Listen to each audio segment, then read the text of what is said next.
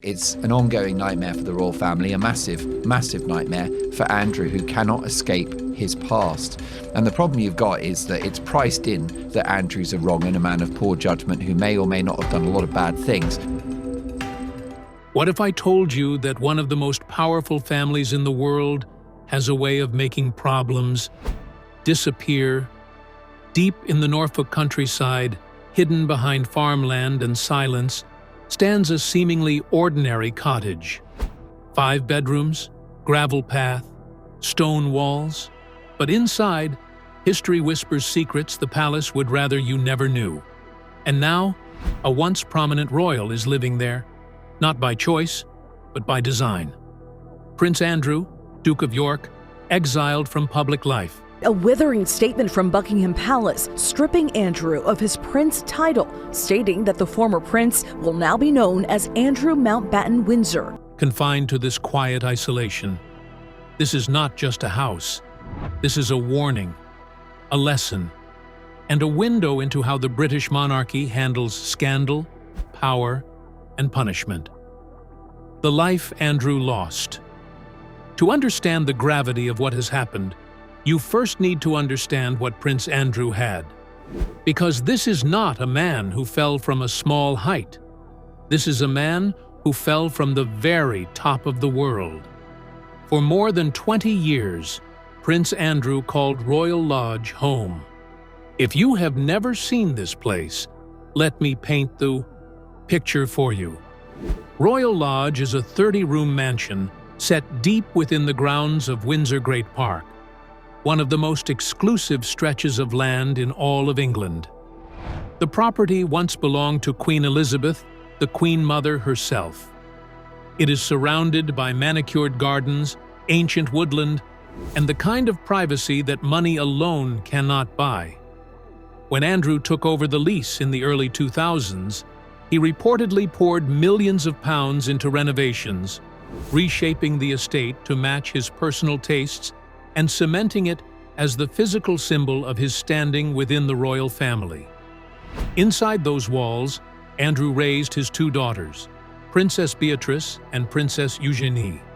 He hosted diplomats, dignitaries, and members of the global elite. He lived alongside his former wife, Sarah Ferguson, the Duchess of York, in what they both described as one of the happiest divorced relationships in the world. Despite splitting officially in the mid-1990s, the two never truly separated. They shared the house, shared meals, shared a life that defied every conventional expectation of what divorce is supposed to look like. The pair have been divorced for 22 years now, while having been separated 4 years before that. But there have been reconciliation rumors circling the pair. Palace officials tolerated it. The public found it eccentric, but largely harmless. And through it all, Andrew carried himself with the confidence of a man who believed his position was permanent. He had served as a naval officer. He had flown helicopters in the Falklands War. You see everybody wearing it, the white stuff. You're asked to put on your anti-flash and then invited to lie on the deck in the ship.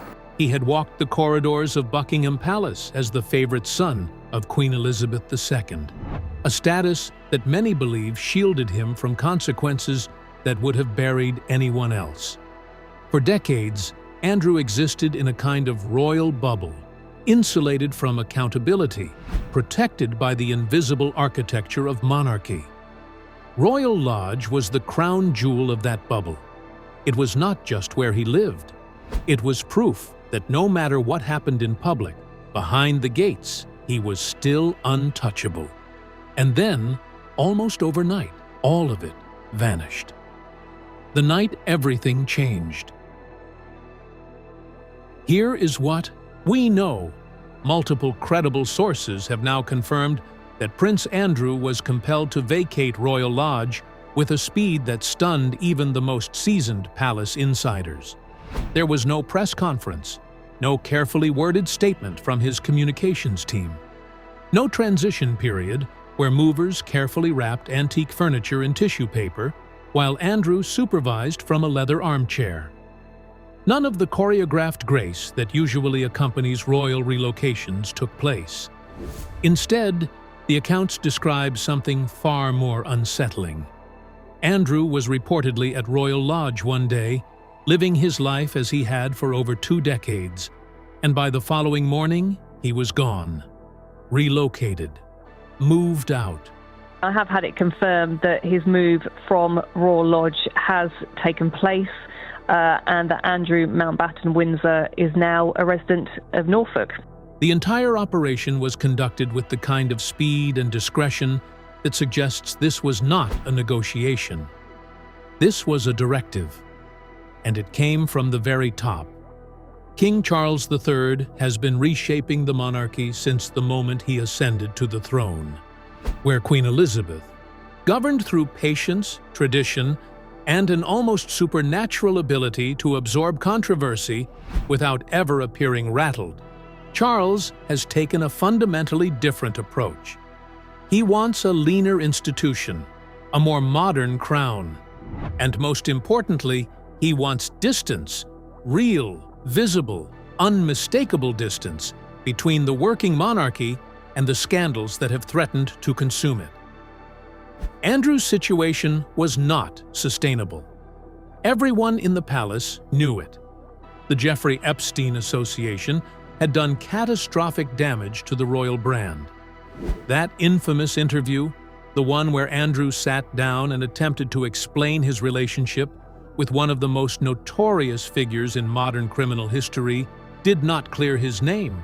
Trying to contain the damage, Prince Andrew has spoken for the first time at length about his friendship with Jeffrey Epstein. It did the opposite. It became one of the most watched and most ridiculed moments in the entire history of royal television. And while Andrew has consistently denied all allegations and has never been charged with any crime, the court of public opinion rendered its verdict long ago. Charles understood that as long as Andrew remained at Royal Lodge, living in a palace that screamed privilege and status, the story would never go away.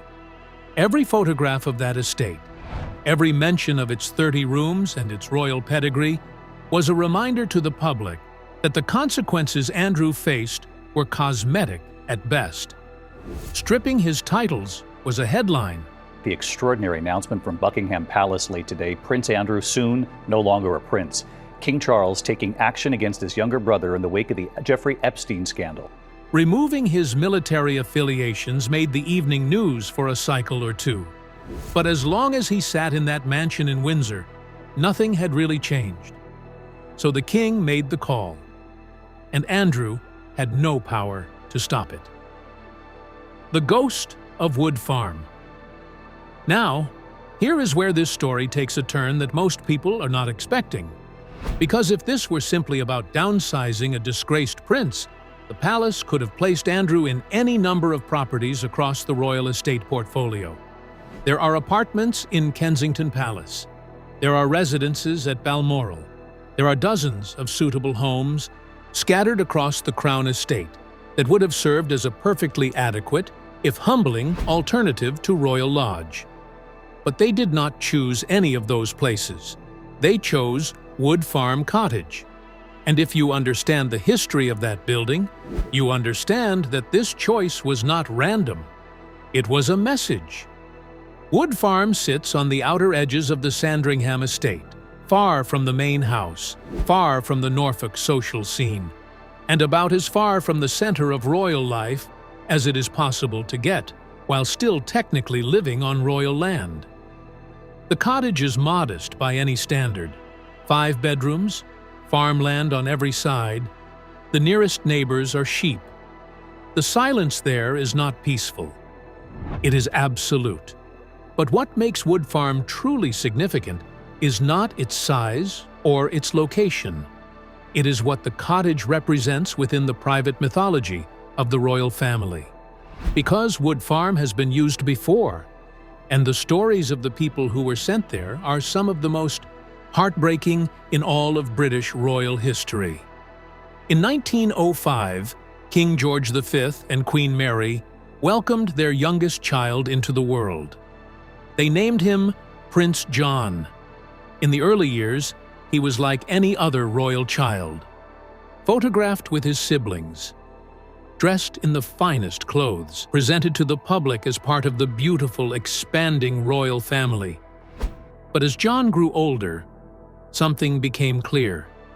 He suffered from severe epilepsy, a condition that in the early 20th century was understood almost not at all and stigmatized beyond measure. His seizures grew more frequent. His behavior, shaped by his condition, began to diverge from the rigid expectations of royal conduct. The family faced a choice, and they made the one that haunts historians to this day. Prince John was quietly removed from public royal life entirely. No announcement was made.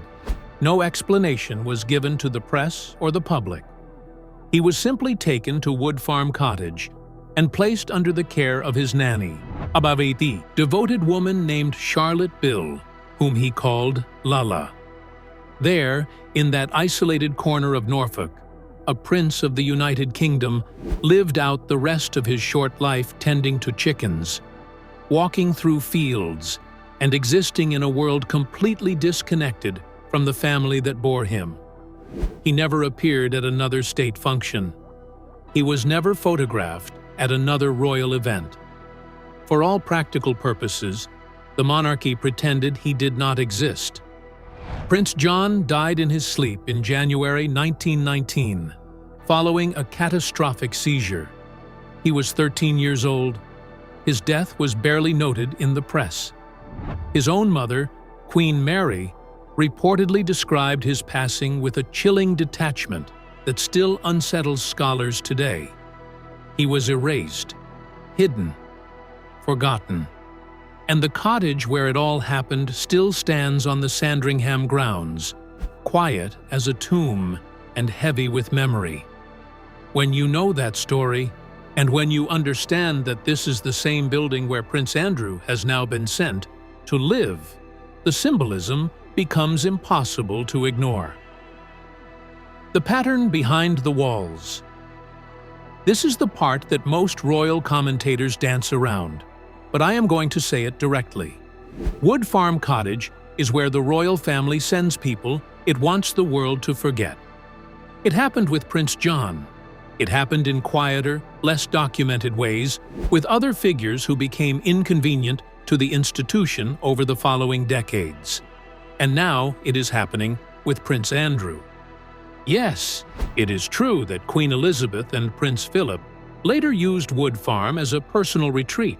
Her late husband, Prince Philip, who passed away in April, spent much time at Wood Farm after he stepped down from his public duties back in 2017. The royal family has also traditionally spent Christmas and New Year's at the estate since 1988. A place to escape the formality of Buckingham Palace and live something resembling a normal life for brief periods. The Queen reportedly cooked her own meals there. Philip watched television in the small sitting room. They walked the grounds without security, following 10 paces behind. Those are real memories, and they are part of the cottage's history too. But those pleasant associations do not erase the deeper significance. Elizabeth and Philip chose to go to Wood Farm. They could leave whenever they wished. They had the full apparatus of the monarchy at their disposal every moment they were there. Prince Andrew did not choose this. He was placed there, and the infrastructure that once surrounded him is being systematically dismantled. Reports have emerged that members of the royal household staff have been given explicit permission to decline assignments involving Andrew if serving him would cause them discomfort. Staff who worked with him at Windsor have reportedly refused to follow him to Sandringham. The people who cooked for him managed his schedule, maintained his home. Many of them are simply gone. The network of support that allowed Andrew to function as a royal figure, even a diminished one, is evaporating. Think about what that means. This is not just a man losing a house. This is a man losing the entire ecosystem that defined his identity. The security, the deference, the unspoken understanding that no matter how far he fell in public estimation, behind the gates he would always be treated as what he was born to be. That understanding has been revoked, and the location where all of this is playing out carries a weight that no press release can soften.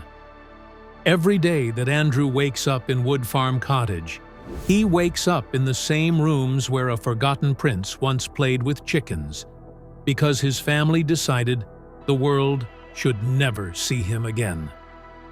What happens next? The question that everyone is now asking, from Fleet Street to the most private drawing rooms in London, is whether this is a temporary measure or a permanent sentence. There are two schools of thought. The first argues that this is a cooling-off period, that Charles is simply putting distance between the crown and the controversy, while public anger runs its course, that eventually, when the headlines fade and new scandals consume the media cycle, Andrew will be quietly repositioned into something slightly more dignified, perhaps a smaller apartment at Kensington, perhaps a discreet residence abroad, something that acknowledges his diminished status without carrying the brutal historical symbolism of Wood Farm. The second school of thought is far darker. It argues that what we are witnessing is the deliberate, systematic marginalization of Prince Andrew from the House of Windsor.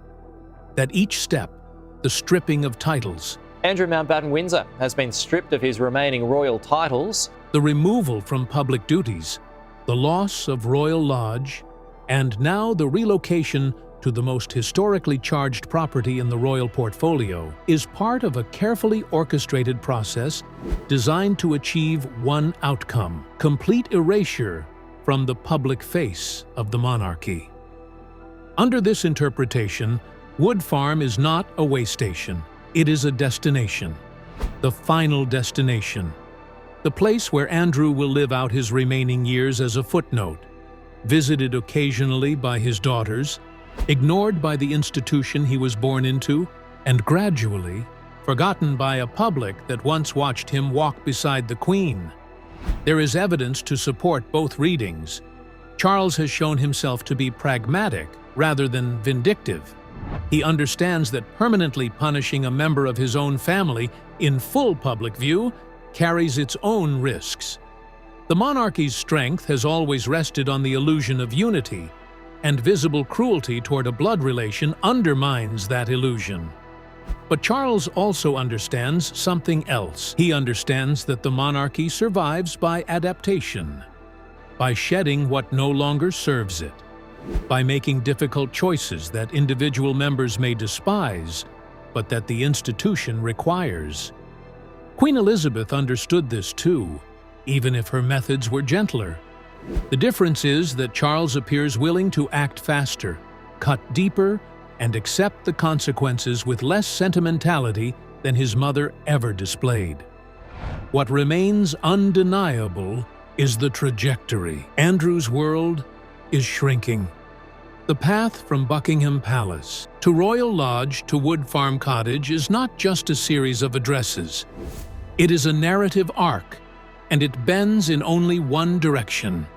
And so, Prince Andrew sits alone, the fields of Norfolk stretching endlessly before him, a living testament to the monarchy's power, precision, and indifference. But this is far from the final act. Every choice the crown makes is a calculated move in a game that has lasted centuries. Every silence, every exile, every shadowed corridor carries a story the public is not meant to hear. The question now is not what has already happened, but what comes next. How far will the monarchy go to protect itself? And who, if anyone, will survive the truths it buries along the way? The story is not over, not by a long shot.